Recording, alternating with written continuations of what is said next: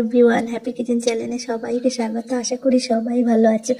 আজ আমি তোমাদের সঙ্গে শেয়ার করব পেন্সিল চিকেন কাবাব।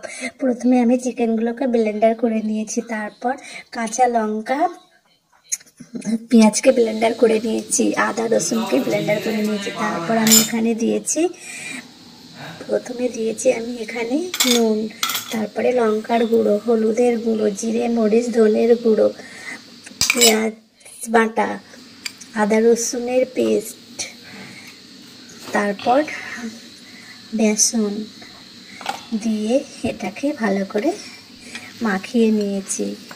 তারপর আমি এখানে দেব 1 চামচ কর্নফ্লাওয়ার, হাফ চামচ বেকিং সোডা, সয়াবিনের তেল ও গরম মশলার গুঁড়ো দিয়ে এটাকে মেখে রেখে দিয়েছি। তারপর আমি এখানে একটা পেন্সিল নিয়ে পেন্সিলে আমি এইভাবে লম্বা করে কাবাবটাকে লাগিয়ে জাস্ট লম্বা করে নিয়েছি। তারপর এটা আমি তেলে দিয়ে ভেজে নিয়েছি। একটা সুন্দর বিকেলের নাস্তার রেসিপি। গাইজ, আমার চ্যানেলকে লাইক অ্যান্ড সাবস্ক্রাইব করো।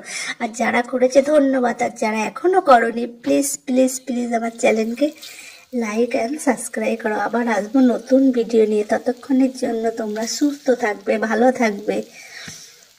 এইভাবে একটা সুন্দর অল্প চিকেন দিয়ে সুন্দর একটি বিকেলের নাস্তা তৈরি হয়ে গেল।